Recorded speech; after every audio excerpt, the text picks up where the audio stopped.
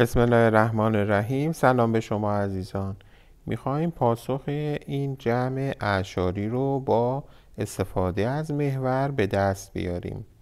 نوشته 5/10 به اضافه 4/10 مساویس با. خب گفتیم محور، میبینید محور رو رسم کردیم و قسمت بندی بین 0 تا 1 که میشه یک واحد ما. ببینید چند قسمته بچه ها. از 0 اگر شروع بکنیم 1 2 3 4 5 6 7 8 9 10. میبینید که 10 قسمت هست. کلا واحدمون 10 قسمتیه. حالا پاسخ این جمع اعشاری رو به دست بیاریم. 5/10 از 0 شروع میکنیم 5 قسمت بریم جلو.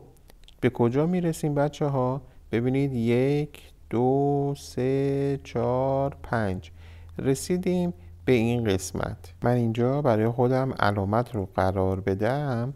ببینید از 0 میایم تا میرسیم به این قسمت. حالا به اضافه 4/10 به اضافه یعنی باید بریم به سمت راست تا اضافه بشه به مقدار. خب 4/10 پس 4 قسمت کوچیک میریم جلو.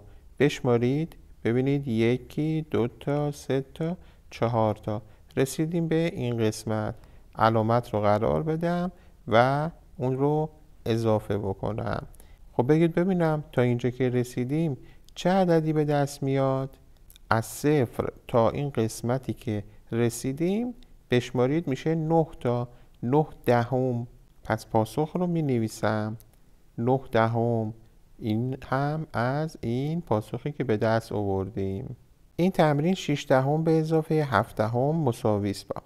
خب محور رو رسم کرده، واحد رو و قسمت بندی ها رو میبینید 0 1 2.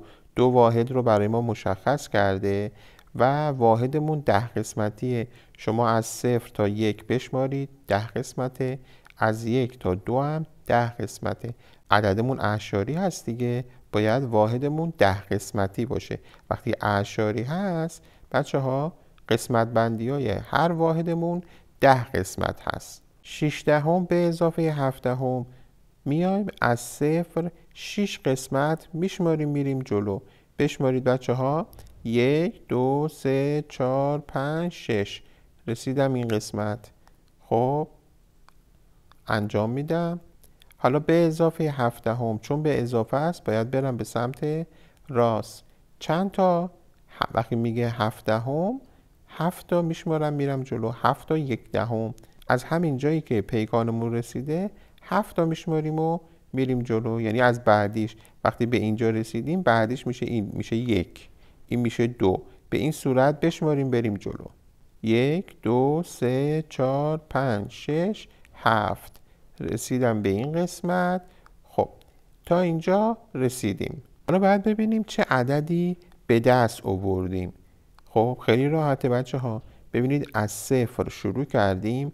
اگر ما از اینجا شروع بکنیم بیایم تا اینجا بچه ها، اینجا میشه 1. حالا ببینیم چند قسمت کوچیکتر، چند تا 1/10 رفتیم جلو. 1 2 3 3 قسمت کوچیکتر، 3 تا 1/10 یعنی 3/10 رفتیم جلوتر. پس میشه 1/3. امیدوارم این آموزش براتون مفید باشه. خدا نگهدار شما.